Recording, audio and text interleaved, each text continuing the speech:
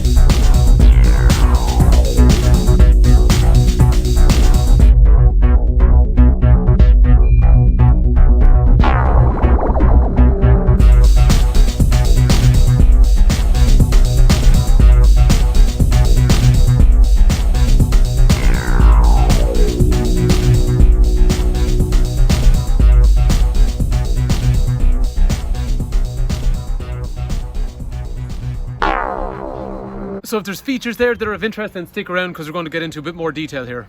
So let's have a more detailed look at the car. Starting off on the outside, the front of the car has these really smart looking daytime running lamps. And then the dipped headlights have a nice projector style finish. And what's also pretty cool about these headlights is they're automatic. So at night time they come on themselves, but also when you meet traffic they dip themselves. If you go to an unlit area, they go full by themselves. And because it's an ES model then, front parking sensors and also front fog lights are standard on that car too. This HRV is the model that was facelifted in 2019, so you'll always know the facelift car, which is now produced in Japan. They used to be made in Mexico, and the Japanese produced cars, you'll always know them straight away. They have the big grille along the front here, which is chrome. And this particular car then has those revised alloy wheels. When this facelift version came out, it had a silver wheel, but Honda then decided they want to go with a diamond cut look, so you have that nice black insert with that shiny effect on the outside. The engine on that car then is a 1.5 VTEC variable valve timing engine. It's got brake horsepower, 130 of them, and road tax for the year is €280. And it's a fun, raspy engine to drive. You'll see when we go for a drive in the car, I really enjoy the engine and gearbox in these cars. Non-turbo, straightforward, uncomplicated engine. So they're actually extremely reliable, and I quite like the way they drive too.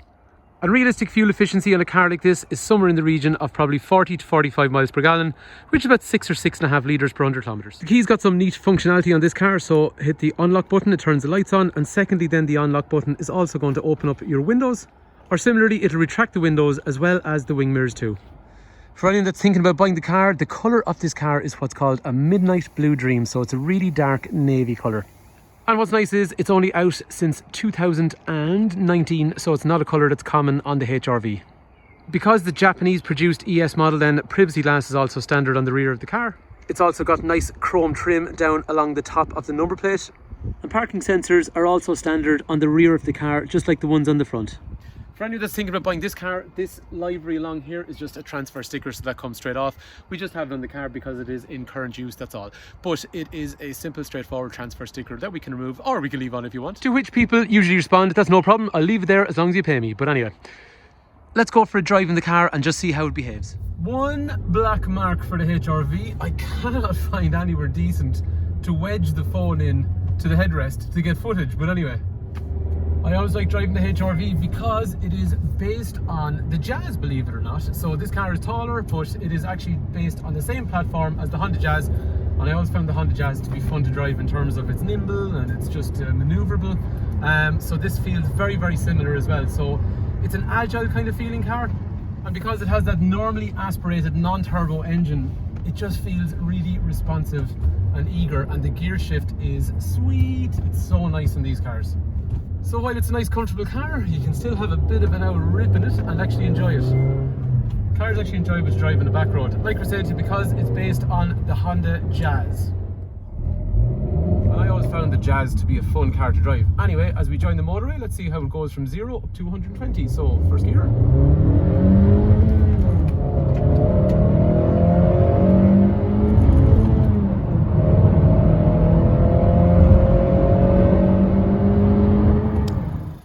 And the thing about this car is that it's actually enjoyable to drive, nice gearbox, nice engine, but actually one thing I'm forgetting is it's high off the ground. People love that elevated driving position, but the thing about them is, yes, there's loads of cars like the bigger Tucsons and CRVs and Honda and all that kind of stuff. This is for somebody that wants a car that's got the high driving position, feels like an SUV, but drives in around towns and stuff like that, more like a small, nimble car.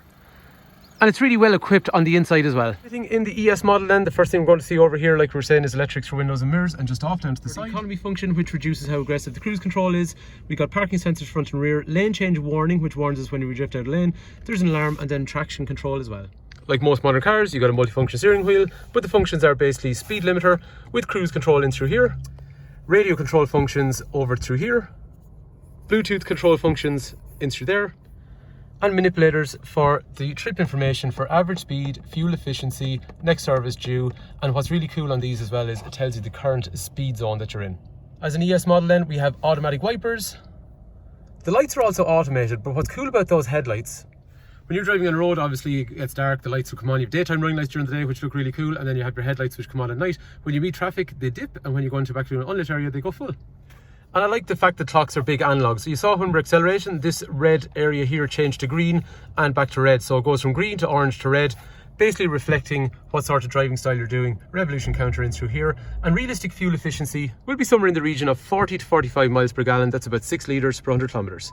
Off to our left then, we have the touchscreen setup, which is the Android Honda Connect. So it's going to be things like audio, you got phone, you got your general settings, and things like navigation, which is Garmin in through here. And as we saw, there was parking sensors on the rear, and then there's also a camera for reversing with different settings overall. And for some people, it's got a CD player.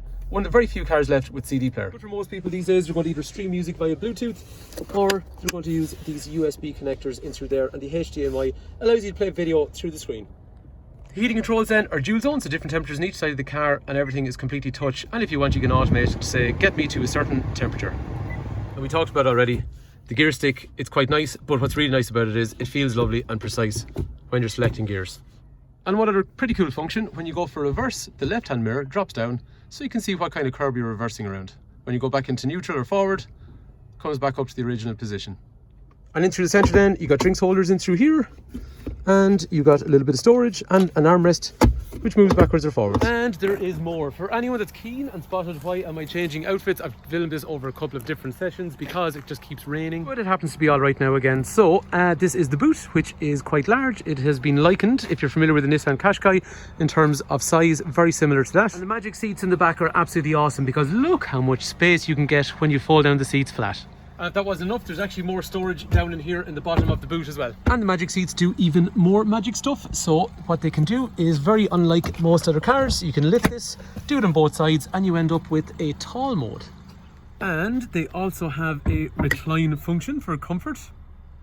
And when you're sitting in the car then, this is the amount of headroom you're going to have. It's actually really good. The legroom though is absolutely weird in these cars. It's massive. Down through here then, I got a drinks holder with 12 volt power. Got some nice silver effects on the door handle and the speaker, but it's a really super comfortable car. Okay, 5 people is going to be squeezed because these cars are a little bit more narrow, but the legroom in the back is really awesome. And for anyone with family then, 3 head restraints, 3 3-point safety belts, ISOFIX over here and ISOFIX on the other side, and a nice armrest into the centre with a kangaroo pocket in the rear of the seat. And the seats up front are equally comfortable, but what I've noticed on these Japanese models, the peripheral support on either side is much more pronounced. And the seat then is obviously height adjustable, and the steering wheel has what's called a brake reach function, so up, down, in, out. So if you'd like to buy this car, please do give me a shout, 086 843 1945, and I can talk to you about the car, talk to you about financing, talk to you about trading in your own car. And if you're watching on YouTube and you think the video is useful, then please do like and subscribe because it lets me know the video is useful. If I've missed anything or you think I can do something better, just let me know in the comment section below. So thanks a million for taking time to watch.